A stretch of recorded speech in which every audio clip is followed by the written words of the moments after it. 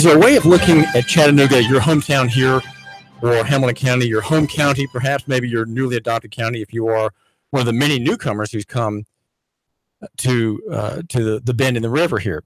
Is there a way we can look at our town or their town or the town in a fresh way with new eyes? And one way of doing that is trying to say to a visitor what you think about the town in which you have your family, you have your business, or your employer is here, you have your connections, maybe you have family members, maybe a son or daughter have grown up and not left the area but married and had their first child, and they are just 10 minutes away in Ottawa, right? And so you're here and you have your purpose here, and you're of course, I would always say you're not here by mistake.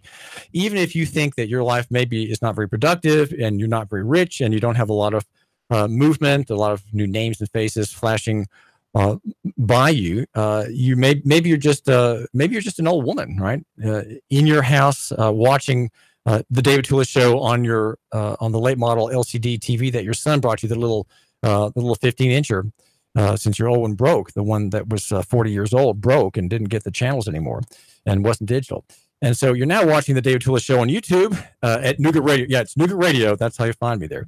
And you're just there reading your Times Free Press, the print edition, and tending your garden and worrying about the arthritis in your hip, right? And the other hip, of course, had the steel rod in it, and you're worried about that too. And you're just concerned that, well, you got to get lunch soon. And there you are by yourself.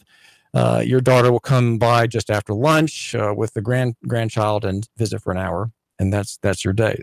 Even you, in that great and grand circumstance, even you have a purpose here, and that's one of my arguments. And I like to think it's a reassuring argument. What do you say about Chattanooga? What do you that person? Maybe if you're that woman with the cane there and the shock of white hair, what do you say about Chattanooga and living here?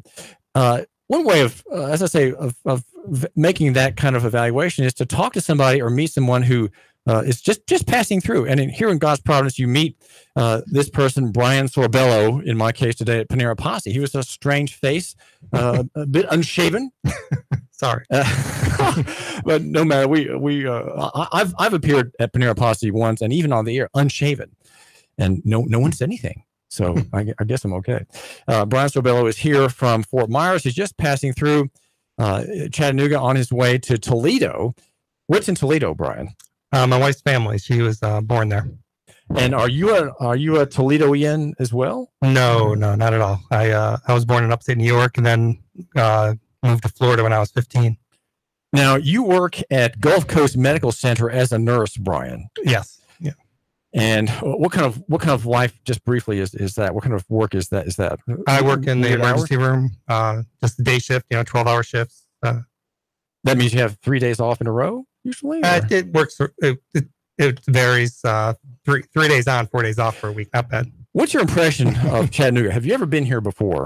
Yeah, this is our third time here. I love it here. I told you this one. I'd move here in a moment if I could get my wife to uproot us from Fort Myers. Jill Sorbello, your beloved mother of your two children, is the holdup. She just hasn't seen the light yet. Okay. Exactly. Well, let me ask you this, Brian. What should my listener look at? Help my listener look at his or her hometown in a new way. What do you see kind of superficially as you do as a visitor? What do you see that draws you here? I like the size of the city. It's not too big. People seem pretty friendly. I like the fact that it's not a far drive just to get out into the nature and just get away from it all too. It seems from the brief time I've been here.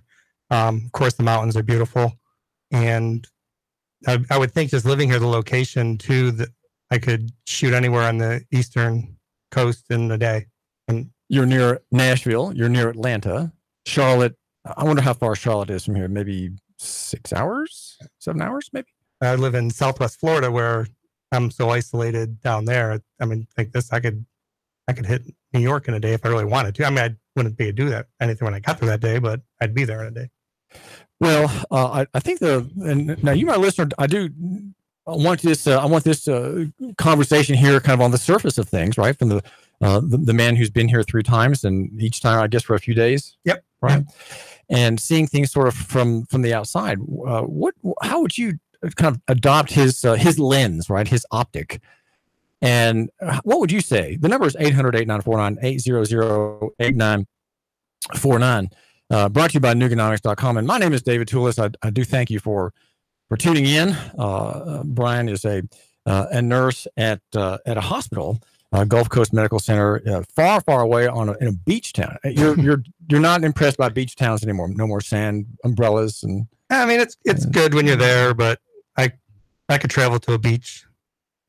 I mean, probably go half a dozen times a year. Down to the water, you're saying? Yeah. Okay. Well, my own take on Chattanooga is here's what I would say to you. Okay, and this is a pitch that my listener. I hope you just make note of some of these things, at least in your mind and in pencil, because these things will change. But why Chattanooga as opposed to some other place? And we do want people to come from high tax states. Now we can't really draw Floridians here because you are a state with no tax on wages, right? There's no income tax. Yeah, correct. And that's why it's a haven for rich New Yorkers and people from Connecticut and Massachusetts, the high tax states. Yes. Right. Yeah. Well, definitely. We're like that too here. We don't have a so-called income tax, and even the Hall income tax, which is on bank interest, not credit union interest, but bank interest and dividends. Even that tax is on its way out, thanks to the conservatives in the Republican Party in the General Assembly. So that's on its way out. Though it is said that we have a regressive sales tax system. The tax here, what would you suppose what's a high sales tax in your mind, Brian? What would be high? Ours is 6%, so I'm guessing anything 8-9 would be pretty high, I would think. Right, it's between 9 and 10% when you include the tax from local jurisdictions, counties, and cities. And like they all have their little piece of the pie. But I think you're right. There is a beautiful lay of the land here, and my listener would probably mention that first.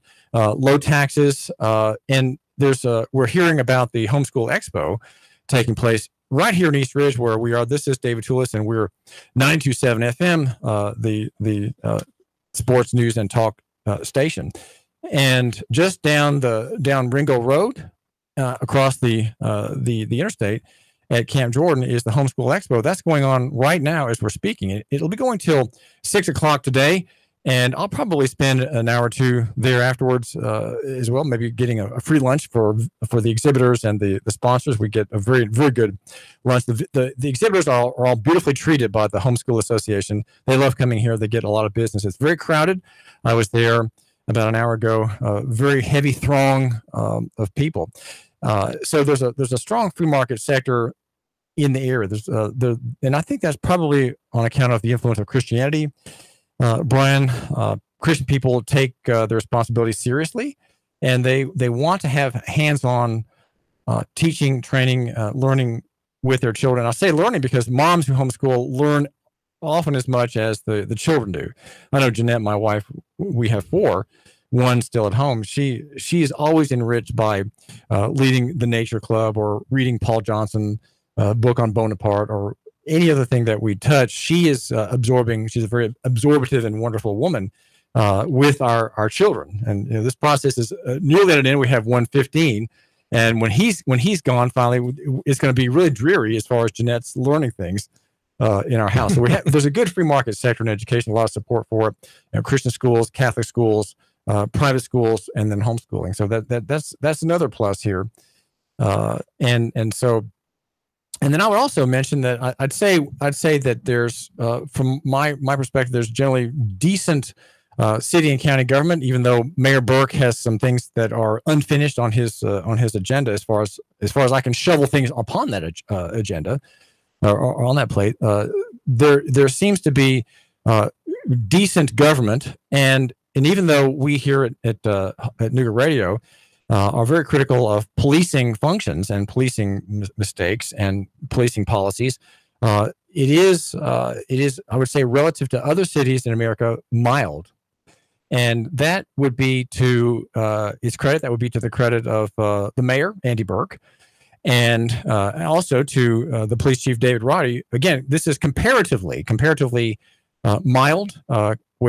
whereas in other cities, I know in dark municipal corporations in Alabama, the police are a kind of a terrorist organization, and the people who live there, especially if they're the wrong color, they live in fear and trembling. So, anything else you wanted to mention, Brian Sorbello, about Chattanooga? What should my what's my listener overlooking that you might want to say as an outsider and as a visitor you might want to say is just note this? What would you think? What they're overlooking? Hard for me to say. I mean, I just think, I don't know, the people just seem really friendly here that I've run across. I don't know if you live here, if you notice it as much, if you don't leave compared to other spots. Well, that's something that you, my listener, are just overlooking, how people greet. They're friendly. They're willing to chat. I find myself able to get into conversations with people very easily. Now, that may just be me and my character, but I'd say it's also partly, as you seem to be suggesting, something in the people here in the River City. They are amenable to conversation. They're amenable to chatting, and that may be a Southern thing. Maybe Southerners are not genuinely open as New Yorkers are. New Yorkers are very brusque people, and they get to the point right away, and it's very refreshing sometimes.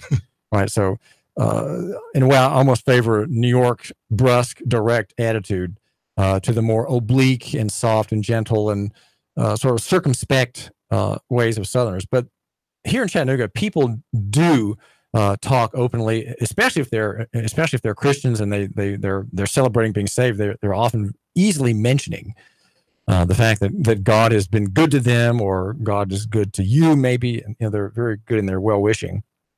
Yeah, so I convinced my wife, rest of Chattanooga, and I'll be here.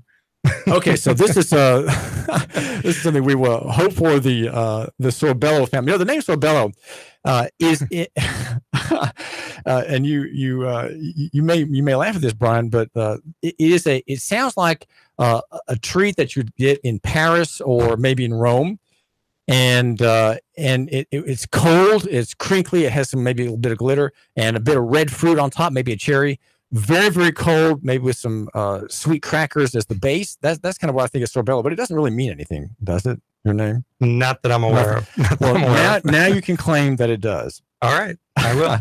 Listen, thank you for joining us. This is David Tullis. We've been chatting with Brian Sorbello, trying to get fresh eyes on your hometown, Chattanooga. And I do want to recommend Chattanooga to you. If you are just passing through, we have many advantages here. My name is David Tullis, and I'm the host here. We are the Sean Hannity station. Sean is just ahead at 3:00. And Monday, make sure that you tune in to Marie Mott. Marie Mott, our broadcast journalist par excellence, which means by excellence, or by excellence in French. Par excellence, broadcast journalist with an eye for reform. In fact, a young woman she's 30, who immediately understood my argument about Title 55, the reform concept that you understand when you realize the statute for transportation and traffic, the driver's license statute, in other words, is not being properly enforced. It's being over-enforced, and I'm suggesting that the law enforce it narrowly. There's a reform here, and Marie Mott, whose show is Monday every weekday at 11 o'clock, understood that. She saw that through the enforcement of the traffic statute, we have myriad abuses and myriad opportunities for mistakes, anger, harassment, and perhaps the most important thing, violation of constitutionally guaranteed, God-given, unalienable, and inherent rights. Those are rights that God gives you, and you, my listener, have a duty to defend those. Okay, and if you're not able or not defending them now, well, then take part and participate in the work of others in defending theirs. Now, there's a bit of rap music, I think, that I want to have you hear it. If I can just listen to this song. This is a Christian analysis of culture. I think you might like this.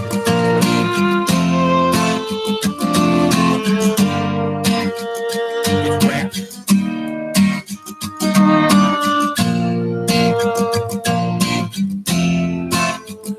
Yo, we stand on the shoulders of giants. History admires the defiers of tyrants, the first Christians who stood on the Messiah and the Roman Empire and were fed to the lions after dying out dying in the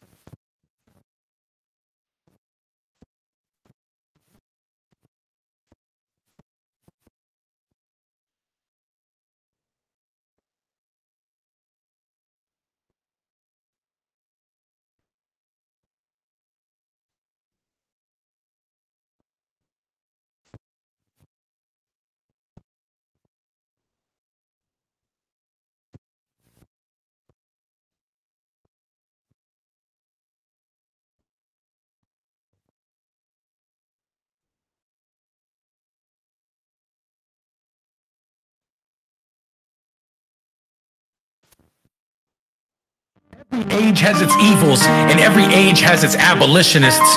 Put an end to the pro-life movement and use the gospel to establish justice now.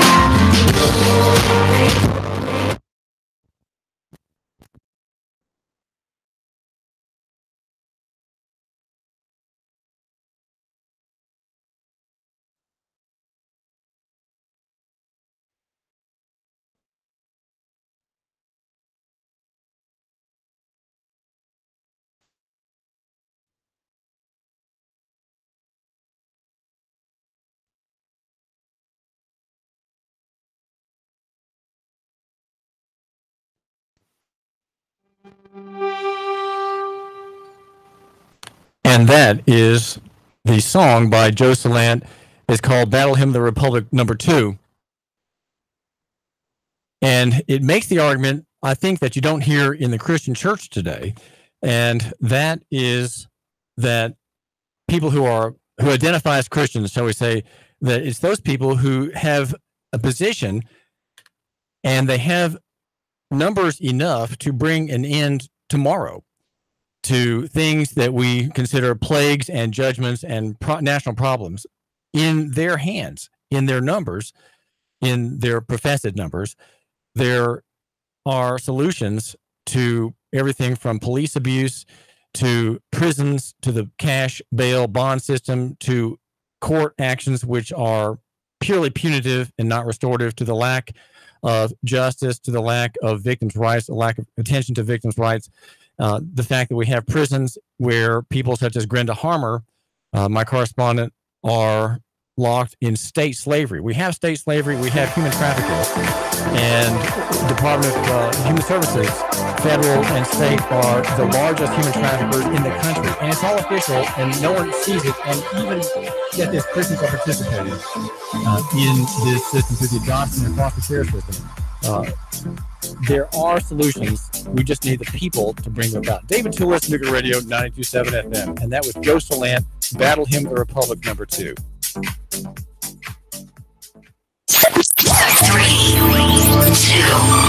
1. Chattanooga Radio. Digital FM 95.3 HD4. 92.7 FM's news now. Burnell, Georgia police officer Patrick Hayes resigned yesterday after he was placed on